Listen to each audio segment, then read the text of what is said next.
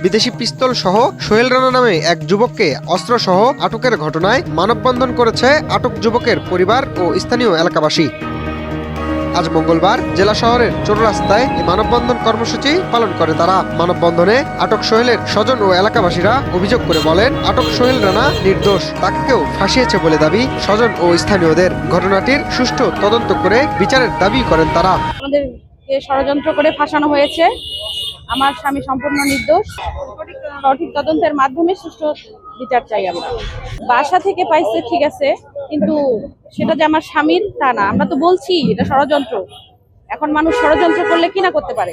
ওনার সাথে অনেকদিন ধরে আমরা চলাফেরা করি, ব্যবসা বাণিজ্য একসাথে করি। উনি লোক হিসাবে খুব ভালো লোক। ওনার দ্বারা কখনো কোনো ক্ষতি হবে এটা মনে হয় যে আমরা কখনোই কল্পনা করি না। আর উনি মনে হয় যে আমরা অনেক সময় টাকা পয়সা দিলে কখনো টাকা বেশি হলে উনি ফোন দিয়ে বলে দেয় ভাই আপনার বান্ডিলে, ওই লোকের ভাই এটা চক্রান্ত করে ওনাকে ফাঁসানি হচ্ছে। আর আমরা কখনোই মনে হয় যে এটা বিশ্বাস করতে পারতেছি না। আমরা কেন, এটার ব্যাকগ্রাউন্ড কখনো কোনো খারাপ নাই। উনি খুব সাদা মনের, খুব ভালো মানুষ।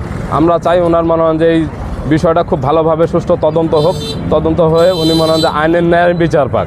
মাননীয় স্বরাষ্ট্র উপদেষ্টা এক জেলা কমিটি গঠন করে দিয়েছেন, যেখানে নিরপরাধ মানুষগণ শাস্তি না পায়।